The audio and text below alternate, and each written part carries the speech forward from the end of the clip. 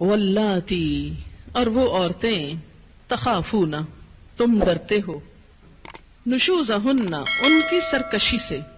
نشوز کا لفظی معنی ہوتا ہے بلندی، اٹھان، ابھار، ارتفاع، خصوصاً جب کسی چیز میں یہ اٹھان ہیجان کا نتیجہ ہو. ہیجان، غصے، غضب. وہ عورتیں تم ڈرتے ہو ان کے اٹھان سے، ان کی سرکشی سے، ان کی بلندی سے. یعنی بلندی سے مراد یہاں کیا ہے کہ وہ شوہر کو یا اپنے سے حقیر سمجھتی ہے یا اپنے برابر کا سمجھتی ہے. ہمارے ہاں یہ جو ایکویلٹی کی بات آئی نا، ایکویلٹی کا تصور آیا، اس نے گھروں کو بہت نقصان دیا کہ جب حقیقت میں وہ ایکول تھی نہیں. کیونکہ ایکول تو ہوتا ہے انسان اپنی ہی کلاس میں. اب آپ کہیں کہ بلی اور چوہا جو ہے وہ ایکول ہوں تو وہ کیسے ہوں؟ وہ بلی الگ چیز ہے، چوہا الگ چیز ہے، وہ اپنی اپنی کلاس ہے. اب اس کے اندر تو آپ ایکویلٹی ڈھونڈیں، اور دو چیزوں کو آپ کہاں سے ایکول قرار دے رہے ہیں؟ مرد مرد ہے، عورت عورت ہے.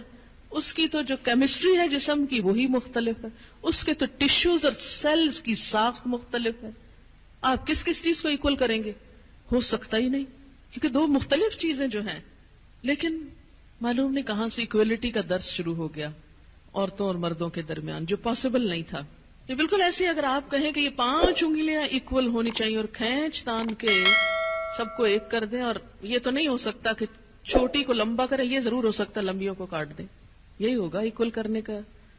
اب آپ چاہیں آپ کے سب بچوں کے قد برابر ہو جائیں، اور اگر نہیں ہے کچھ کی گردنیں اڑا دیں. ایسی ایکویلٹی سے حاصل کیا ہوگا؟ ضرورت کیا اس ایکویلٹی کی؟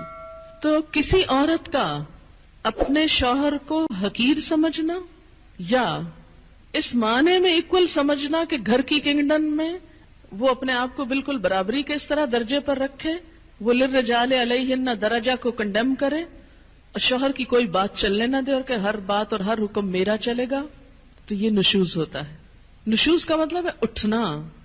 وہ پیچھے جو فالصالحات و قانتات ہے نا، تو قانتات میں کیا ہے؟ عاجزی. اور نشوز کیا؟ اس کا اپوزٹ. تو وہ عورت کا جو رول ہے سبمسو ہونے کا، وہ چھوڑ کر وہ دوسرا رول ادا کرنے لگے. اچھا آپ دیکھیں کہ جب سے ہمارے معاشرے میں بہت ایجوکیشن کا رواج ہوا، اور خیر ایجوکیشن تو پہلے بھی تھی، لیکن ہمارے یہاں ایجوکیشن کا مفہوم بدل گیا ایجوکیٹڈ ہونے کا. ایسا نہیں تھا کہ ہماری نانیاں اور دادیاں صرف جاہل محض تھیں، وہ بھی ایجوکیٹڈ تھی لیکن کسی اور طریقے کی. اور گھرداری اور خاندانی معاملات میں وہ ہم سے زیادہ ایجوکیٹڈ تھی. اسی لیے انہوں نے جس طرح زندگیاں نبھائیں اور جتنی خوشگوار زندگیاں پیش کی، وہ ہماری ینگر جنریشن میں دور سے بھی نہیں ہے. اس میں بنیادی خوبی کیا تھی کہ عورت نے اپنے آپ کو عورت سمجھا اور شوہر کو مرد سمجھتے ہوئے اسے مرد کا درجہ دیا، اور قوام ہوتے ہوئے شوہر نے اپنی ذمہ داری پوری کی اور عورت نے اس کے مقابلے میں اپنی ذمہ داری پوری کی. لہٰذا ایک گھر گھر رہا. اسی لیے ان کے اندر وہ طلاقوں کا ریشو نہیں ہے جو اب نئی جدت کے ساتھ آ رہا. تو نشوز کیا ہے؟ عورت کا شوہر کو حقیر سمجھنا، اس کے مقابلے میں سرکشی کرنا، بدتمیزی کرنا، بد اخلاقی کرنا، اس کے ساتھ اس کی بات نہ ماننا، اس کو کنڈیم کرنا، اس کا مذاق اڑانا، اس کے درجے اور مقام سے گھٹانا، اس کے درجے سے گھٹانا. وہ درجہ جو اللہ نے اس کے لیے رکھا، للرجال علیہن درجہ، اس کو کم کرنا.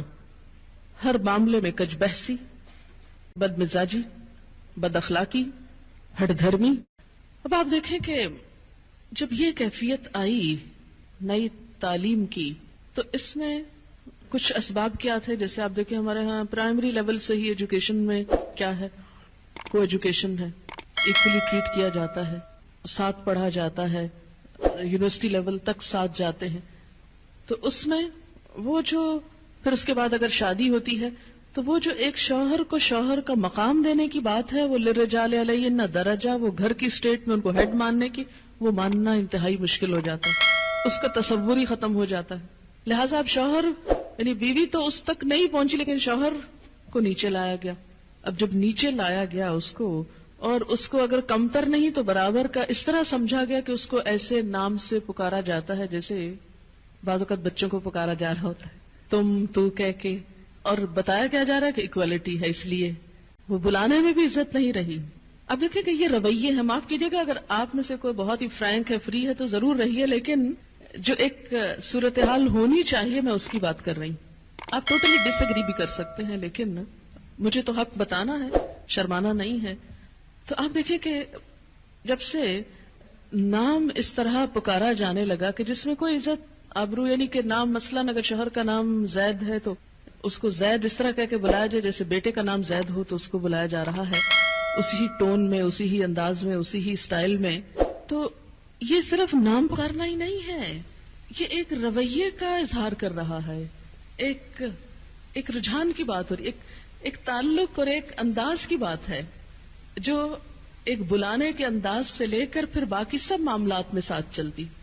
تو اسی لیے ہماری نانیاں اور دادیاں جب کہتی تھی مننے کے ابا اور منی کے ابا اور اس کے, تو اگر ہمیں بہت آکورڈ لگتا ہے وہ سب کچھ. پھر ایک جنریشن تو مننے کے ابا کہتی تھی, اگلی کہتی صاحب کا ساتھ نام لگاتی تھی, شوہر کے نام کے ساتھ صاحب. اب اگلی جنریشن نے صاحب بھی اڑا دیا, اور معلوم نہیں آئندہ کیا ہونے والا ہے. ہو سکتا ہے نک نیم سے پکارا جانے لگے, اور شاید پکارا بھی جاتا ہو. ٹھیک ہے, اگر آپس میں فرینکنیس ہے تو کوئی حرج نہیں نام لینے میں. آپ کو پتہ ہے کہ حضرت عائشہ جب حضور سے ناراض ہوتی تھی تو کیا کہتی تھی, کیسے پکارتی تھی ان کو؟ صحیح حدیث کے الفاظ مجھے یاد نہیں. آپ صلی اللہ علیہ وسلم نے ایک دفعہ فرمایا کہ عائشہ جب تم مجھ سے ناراض ہوتی تو مجھے پتہ چل جاتا ہے, کیونکہ تم کہتی ہو ابراہیم کے رب کی قسم. یہ کہنے کی بجائے کہ محمد کے رب کی قسم کہتے ابراہیم کے رب کی قسم, یعنی پھر تم میرا نام لینے کی بجائے حضرت ابراہیم کا نام لے. تو یہ ہے کہ نام لینے میں حرج نہیں, کوئی حرج نہیں اگر نام سے پکارا جا رہا ہے, لیکن تو اور تم نہ کہیں. عام لوگوں کے ساتھ بھی بات کرتے ہوئے ہمارے اندر ڈیسنسی ختم ہوتی جا رہی ہے. آپ دیکھیں کہ اگر آپ اپنی کسی دوست کو بھی تو کہیں تو کہتے ہیں بہت فرینکنیس کی علامت ہے, لیکن مجھے تو کبھی ایسی فرینکنیس اچھی نہیں لگی کہ جس میں انسان بدتمیزی پہ اتر آئے اور تو اور تم کہنے لگے. جو عزت آپ میں ہے, اور ہمارے کلچر کا بھی ایک تھوڑا سا حصہ ہے کہ اس میں لفظ انگریزی میں تو یو ہی ہے, ایک ہی بیچارہ, لیکن اردو میں الحمدللہ رچ ہے اردو اس سینس میں, تو بھی ہے, تم بھی ہے, آپ بھی ہے. تو ایک اچھے لفظ کا انتخاب کر لے, اور جب اللہ نے ایک درجہ زیادہ دے دیا تو عزت کا لفظ بولنے میں نقصان کچھ بھی نہیں ہوگا. جواب میں آپ بھی عزت پائیں گے, کیونکہ جب آپ کسی کو تم کہہ کے بلائیں گے تو پھر دوسرے کو بھی تم کا موقع دے رہے ہیں. پنجابی میں بھی ہے ایک لفظ, ایک تو ہے اور ایک تسی ہے. تو اس میں یہ ہے کہ یہ چیز بظاہر یوں لگ رہا ہے, یا ہو سکتا ہے آپ کو بہت ناگوار لگ رہی ہو اور آپ سوچ رہے ہو کہ ہمیں بیکورڈ بنایا جا رہا ہے, لیکن مجھے کبھی ایسے ماڈرن بننے میں کوئی خوبصورتی نظر نہیں آتی کہ جس میں گستاخی شامل ہو جائے. گستاخ ہونا ہی کیا ماڈرن ہونا ہے؟ کیا بدتمیزی کرنا ہی کانفیڈنس کا نام ہے؟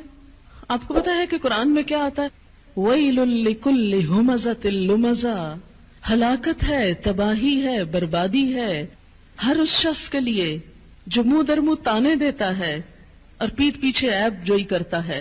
اللہ نے اس کے لیے ہلاکت بتائی, اور ہم منہ در منہ لوگوں کو تانا دینے میں کوئی جھجک ہی محسوس نہیں کرتے, بلکہ ہمارے بچے بدتمیزی کریں تو ہم کہتے کتنے کانفیڈنٹ ہو گئے ہیں, بڑوں کو ایسے جواب دیتے ہیں, ٹکا کے چپ کرا دیتے ہیں, اور اس کو ہم بچوں کو انکریج کرتے ہیں, ایک بدتمیزی کے بعد ایک پر اور کرو, شے دیتے ہیں.